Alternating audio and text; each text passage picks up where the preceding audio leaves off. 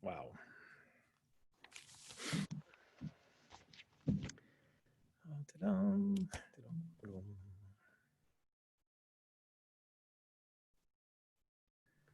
Perfect.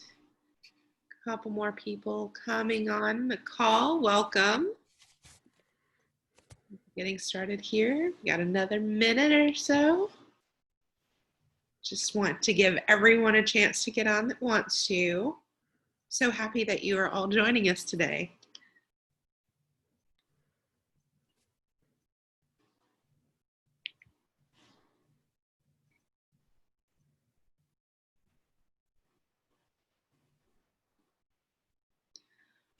All right. If you guys already have any questions, then we're going to have, there's actually a chat box. And if you have any questions, feel free to go ahead and put your questions in the chat box for Sam to answer. I'll be kind of reviewing them as they come in and asking Sam questions. So you got a little bit of time, but think about what you might like to know from Sam. This could be Stump Sam, I hope not.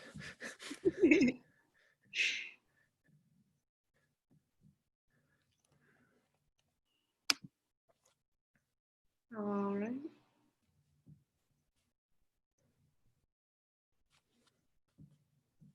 Oh, more familiar faces. Hello, Bill. Hello, Martha.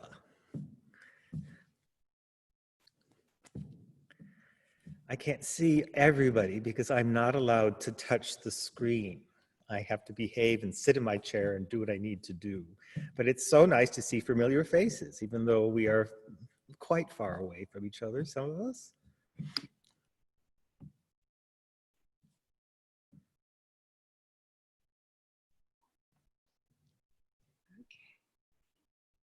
All right, well, I think it's about time to get started. I've got a couple more people joining as we speak.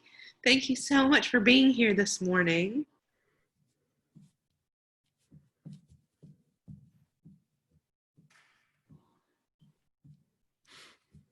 All right. I think we're getting ready to go live. So we're also going to be going live on Facebook. So you can tell all your friends to watch on Facebook if they don't want to join the Zoom call. And as we're going through this, feel free to ask questions in the chat box, and I will ask Sam your questions as they come. All right, I think Tammy is getting us started here. Thanks, Tammy.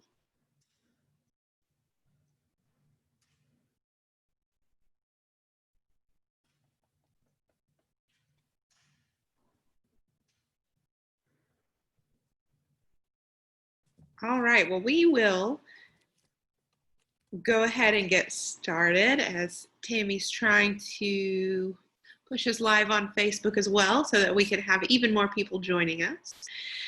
So I'm so very happy that you're here to join us today. We have all of these amazing faces from our friends that we haven't seen in so long. So it's wonderful to get to see your faces again. We miss you so very much around the hall and of course just being in the hall at all. So as we're getting started this morning, I already told some of you, but for those of you who just joined us, Sam will be answering questions. So if you have any questions about the performance this morning, feel free to just go ahead and type them over there in the chat box, okay? And then as you do, we'll get through and I'll hand these questions to Sam and I'll let him answer. So how about this amazing concert? We always love Paul. Paul's very near and dear to our hearts. So tell us a little bit about your first impressions of this concert this morning, Sam. Oh gosh, welcome everyone to Breakfast at Wigmore. I'm so pleased to be here in Spivey Hall. I don't get out much these days and I get excited to come to work because I've been at home for so long. It's wonderful to hear Paul. He is such a beautiful, lucid musician. It's about the music with Paul. It's never about ego or personality. He's someone who tries to get right to the heart of matters. And he did this so beautifully with Beethoven and Schubert. he spent a lot of time with Beethoven and Schubert. And I was pleased to hear yesterday when he had his chat with Emanuel Ax from Carnegie Hall that he's actually planning to revisit all of the Schubert sonatas in another cycle in a few years. And that made me really excited because this is music one comes back to throughout a lifetime. You know, if I'm going to wake up this early and I'm going to listen to music, you know, of course we want it to be rewarding. And those of you who have traveled with me, some of the friends we've gone on places, you know, festivals, I'm more likely to be up at 2 a.m. than at 6 a.m. So, you know, waking up early and hearing this beautiful performance of the Moonlight Sonata, followed by the luminous and so lyrical Schubert, it's such a joy. And that reminds me why we're here. The music is the reward, and we have been amply rewarded by Paul once again. This is such an interesting combination of pieces. Both fantasy, of course, is involved. And as the BBC Three presenter Martin Hanley said, it was called Moonlight because of Ludwig, you know, Rellstab calling it that, you know, a calm, peaceful trip on Lake Lucerne. And of course, we were supposed to be at Lake Lucerne later this summer, but I know the beauty of that. And there's another quote about this wonderful, wonderful Moonlight Sonata that is not as often quoted. I got this from Paul's Harmonia Mundi box set of Beethoven sonatas. A couple summers ago, I went to Canada, where I tend to go every summer, and I listened to every one, all 32 of the sonatas. I woke up early, I had my coffee, and then when it was still quiet and the lake was peaceful and the birds were chirping, that was fine. I would listen. I listened to them in chronological order. And it was one of the most wonderful summers I ever had because I was with Beethoven every morning, and Paul just made it all so clear and wonderful to me. But this particular sonata is unusual. It is, we all love it because some of us, you know, can play it, and it has this unusual opening that sort of moves at this particular rhythm. It has this quiet beginning. I love the Italian beginning, and Beethoven wrote instructions about many things. Later in his life, his instructions were in German. This one was in Italian. And he wrote, "Si deve suonare tutto questo pezzo delicatissimamente e senza sordino," which means you have to play this entire piece extremely delicately and using the pedal. And that was to create sort of this beautiful aura of sound. But that works for the first movement. Then there's this very short second movement, and then there's this long, really interesting and really compelling presto agitato third movement, about which it was published. This impetuous presto agitato was called "Inspired by Naked, Deep, and Intimate Feeling, as if it were hewn out of a single block of marble," is what the Allgemeine Musikalische Zeitung wrote. And that might have had Schumann's hand in it because he was editing that. That final movement is so exciting. There are performances that I've heard that just send me reeling. There's an Italian pianist named Andrea Lucchesini who just knocked the socks off me once playing that final movement. So Paul gave it to us wonderfully. I was also really interested that Martin Hanley talked about, you know, pianos and Beethoven's piano, and how when he played this, things went awry, you know, strings started flying, got entangled in the hammers. The choice of piano and the instruments that we're hearing this music on have a tremendous bearing on how we understand the pieces. And in a bit, I'd like to talk about the Schubert particularly, because the Schubert has a different meaning to me if one understands it through a period instrument, an instrument of its time. We'll get to that in a minute. But are there any immediate questions, Elise? Can we launch into those yet, or shall I talk some more? Well, I would like to start. I have a question first. And I know that you spent a lot of really good time with Paul traveling, and he's helped us with some stuff at Spivey Hall. Am I right? Oh, absolutely. Yeah.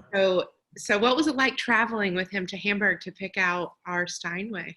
Oh my gosh, that was such an adventure. It was the culmination of our piano quest that went for many years. But finally, through the assistance of Paul and Imogen Cooper and several other pianists, we decided we needed to go to the Hamburg factory, uh, the Steinway and Sons factory in Hamburg, Germany, to make a selection there. And that was a very memorable trip. It was in December.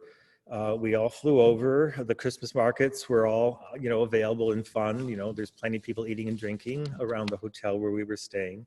I was with Chris Silva from Steinway Piano Galleries and Dr. Michael Koch, one of our leading friends in pianophiles, and Ulrich Gerhards, of course, who's our celebrity piano technician and marvel of all, the wizard of all things piano. He's the director of artist and concert services at Steinway and Sons in London. So we went to this place in the early morning. It looked like an industrial setting, and it was. And we entered this building through a small door and walked up several levels of stairs. And we finally came into this beautiful room where there were just scads of pianos. I mean, the pianos up and down and up and down and up and down. And I remember feeling how much light there is in this room, and at the same time, there is these presences, all these pianos that looked the same but turned out to be so different. And we spent at least 4 hours that morning playing different pianos. Mitsuko Uchida had been to that selection room the day before. So one of the wonderful pianos had already been taken and chosen for her. But they brought out some other wonderful pianos, and Ulrich told the factory that we were coming. Ulrich knew the acoustics of Spivey Hall, so did Paul Lewis, and Paul was there. Paul had come Paul flies all over the world, and he came and was there, and he immediately started playing these instruments. It was fascinating to try to get to the essence of the characters of these different pianos. And we started with about 6 or 8, if memory serves, and then it pretty quickly narrowed to 2 or 3. And we kept coming back, and we kept coming back. And then we'd go off to a little room and have a coffee and talk. And then we would, straddle back and we would listen again, and Paul would play different things. I got to play a little something now and then to get the feel of it, to remember, the feeling.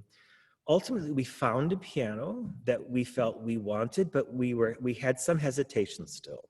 And we talked a lot about our hesitation. Long story short, in January, Paul came back to Hamburg to make sure that this really was the piano. He made a trip from South America. He was going back to his home in England, but he stopped off in Hamburg along the way. And he was there in the morning, and I was at home. I was waiting for the text message. Was this really the piano? And it finally came. This is it. And I was just elated. I was exhilarated. And that is how Clara became ours. So Paul was incredibly gracious and diligent in going back to Hamburg and really making sure that the piano had been honed to the beautiful, beautiful instrument that it is now, that we have enjoyed so much. So the Hamburg experience was wonderful. And at the same time, it was very different than going to the Steinway factory in Astoria, Queens. We'll talk about that another time, but the instrument is the result. One of the things we prized about this piano was how even, how beautifully integrated the sound was from the top to the bottom. And that's where the discussion of pianos and understanding the literature written for the piano starts to become even more interesting. There's a recording that I have that I love, and it was the result of having been at the Schubert Theater Schwarzenberg and hearing Andras Schiff play on a period instrument, Schubert at that time.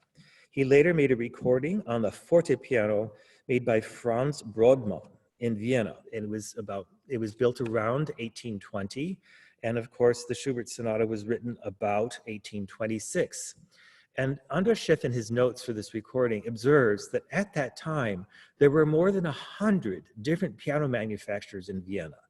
Think of it, more than 100 different piano manufacturers.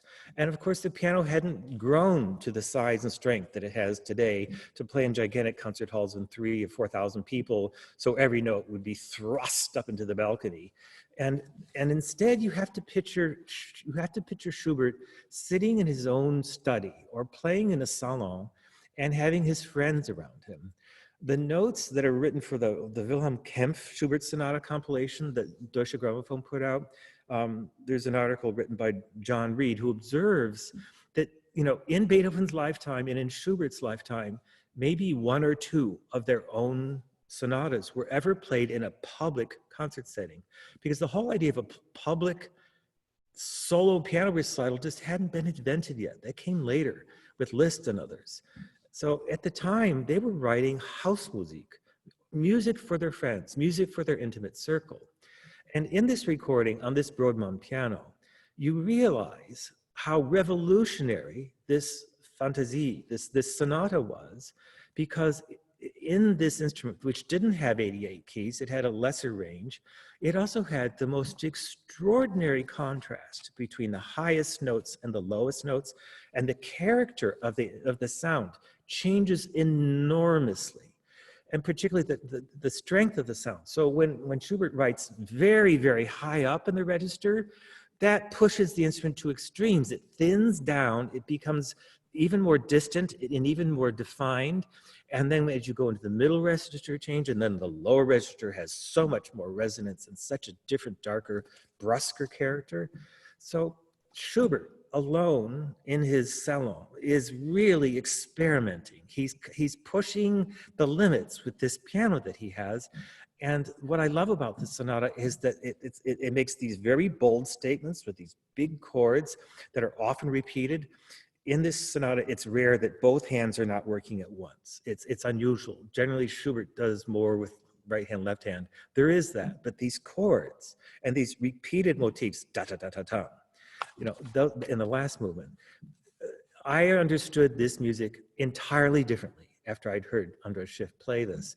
And it's not that we can't appreciate the music now with Paul Lewis playing beautifully, because it is timeless music. The ideas behind the music still speak to us. But I think it's wonderful for the opportunity to understand the character of the writing in the time it was written. And that's something Andras Schiff has given us. And it just, again, underscores what masterpieces they are, because we can come back to them and learn and enjoy them and understand them more deeply. Wonderful. Well, I do have a few questions here from some of our friends. And I think few people would really like to know what makes Paul a Spivey Hall favorite, other than, all of the things that he's done and helping us pick out the piano. What's unique about his playing that makes him a favorite? Well, his playing, as I said earlier, is in a sense, it is so immensely cultivated, but it is so very much about executing the will of the composer. And in that sense, he's had several teachers, and Alfred Brendel certainly had an influence on Paul, and that was Brendel start to finish. I mean, Paul is someone who is very serious about his music making, and earlier in my time, when I was, when Paul and I were just starting to know each other, I was always amazed that when Paul spoke, he didn't have to say ah or or huh, or there wouldn't be pauses. Complete thoughts in wonderful sentences came out of his mouth in every instance. These fully formed thoughts that were beautifully expressed, and that they seem to have existed before they came into my consciousness and his. It's sort of strange. He has this concentrated way of focusing on the music making. And the comment that the presenter made about the various voices, the different dialogue, what's going on. There's several things going on in Schubert. Paul elucidates that. Paul illuminates that so beautifully. And because he has a lyrical nature, but he's also very dramatic, those are the qualities, that transparency of playing, but also that lyricism of playing. I think those are qualities that I so enjoy from him. Also, from a booking standpoint, from someone who is trying to plan seasons, Paul has programs available for the next 6 years. I mean, you can talk to Paul and he's got a plan. He is a man with a plan, and there will be ideas, full concert, full program concepts to be considered well in advance. And of course, I love that. Of And course. he's just such a nice person. He's so soft-spoken. He's so thoughtful. I've enjoyed many a dinner and many a car ride with Paul, in addition to going to Hamburg and seeing the Schubertiada and other places, and in London. And he's just someone you'd like to be around. The day is better when you've seen Paul Lewis. We do always love seeing Paul around the hall. He's definitely one of our favorites. So this is the question, of course, of the year. But what do you think, Sam, about doing live stream from Spivey Hall in the future? The same way Mhm. that Wigmore is doing, the same way that Carnegie is doing. What are Spivey Hall's plans for doing any live stream in the future? We are actually planning to do this. We are trying to converge on a plan that combines the proper technology, the proper internet bandwidth, the proper setting, the proper lighting, the proper audio. We have a history of having extraordinary recordings in Spivey Hall, and so many of our friends know, so many of our patrons know, that our performances are aired regularly both on WABE here in Atlanta, but also on Performance Today, which is heard across the country and around the world. But what we haven't had is our own video recording capability.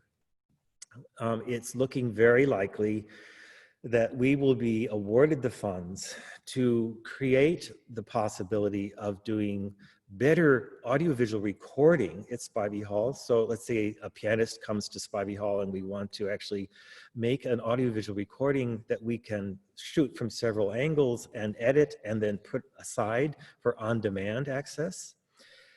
And that's one thing that we could do, particularly if the artist is concerned about edits or not trying to do just one performance to speak for the piece. But live streaming is also a possibility for us. That I think is intrinsically more interesting to the concert audience because you experience something that's happening in real time, and you have this sense of it unfolding, evolving in front of you. And of course, things can go slightly awry in live streaming. You can have, every now and then there will be a smudge in the playing, or sometimes there's a technical glitch. But as we've just seen in this performance from Wigmore Hall, it was remarkably good. And if you were watching on the Wigmore site, that was in HD, it was in high definition. So we aspire to HD, we aspire to having performances recorded and live streamed. It's gonna take us some time, but the Spivey staff and are conferring with some wonderful colleagues here at Clayton State, but also seeking professional advice from other firms so that we can develop a plan to do more of this in the future, particularly if the current situation persists and it proves to be very difficult or quite frankly unwise to bring artists and audiences in contact with each other here at Spivey Hall. Thank you, Sam. I have one more question, and it's, have we thought about offering more educational opportunities for audiences to learn more about music and listening? It's interesting. That was very much a comment that was made yesterday at a seminar that was organized through the Audience Building Roundtable. We're part of that, and we're grateful to the Blank Foundation, the Blank Family Foundation, for making that possible. And there is a consultant who is behind this, the longitudinal study that we're doing of patrons' attitudes about returning to concert going, and how many people might have people at home, who have underlying health conditions, how likely are they to come back, what are their concerns, etc. He was talking very much about how this is a moment in the performing arts, and particularly in the 21st century, to redefine what we can do with the technology of streaming, and how the paradigm can change now. He senses that throughout the country, we've been trying to replicate the concert experience to reassure people that we're still here and we're still being, the performing arts organizations that people know and love. But he also says he thinks there's a greater opportunity for organizations like ours to use the medium as an instructional medium, not so much because we're going to give you lessons about things, but we're going to create context. We're going to have opportunity to have performances mixed with information, mixed with perspectives from people who can comment on what we're talking about, and to do it in an interactive way. My wonderful colleague and yours and Tammy's and Chris's, I'm going to thank you all at the end, but Melanie Darby is our education manager. She is very interested in putting young people's concerts online in the coming year. She is working towards that objective, and that is a way forward to what we might do with this medium. Many of you know our wonderful distance learning video called the King of Instruments, which is about our wonderful Spivey Hall organ. That was a 30-minute, three-part creation that we were so pleased to offer to the world when we were celebrating a 25th anniversary of our wonderful Rufati pipe organ. That was more elaborate, but the ideas that are in that video are similar to the things that we were looking forward to do. We used animation, we used interviews with people, with experts, we had live performance involved, but we also had questions being asked by fourth graders. And it turned out that this video was as informative to 40-year-olds and 90-year-olds as it was to fourth graders. And that's the spirit of offering more information and more context to the music that we so love here, to deepen understanding of the art form. We are here to serve the music. The music is the reward. Thank you so much, Sam. I know I'm looking forward to these kind of opportunities, and I want to actually do a shout out because we have a special guest watching on Facebook. I want to say hi to Alessio Fox. Oh, hello, Alessio. Oh, my goodness. Thanks for watching this morning on Facebook, and also thank you to all of our friends and patrons. Again, we miss you so, so much and cannot wait to see you in the hall again. But in the meantime, we're so happy that you're joining us for these online experiences, and we do hope to be able to share more of these experiences and different kinds of experiences as we continue and start into our new season 30. That's right. Elise, I'm grateful to you and to production manager Chris Tolick and marketing manager Tammy Moore for helping us do these wonderful Breakfast at Wigmore experiences. We have another one in mind for Monday, this coming Monday, when Imogen Cooper, another Spivey Hall favorite, will be performing, guess what, Schubert and Beethoven, but in slightly different combinations. So we'll be sending out notifications of that gathering. We also look forward to the final week in June when this wonderful series of weekday lunchtime, lockdown lunchtime recitals are happening. There's two events that we simply cannot miss. One is on Thursday, 2 weeks from now, and that's Angela Hewitt when she performs.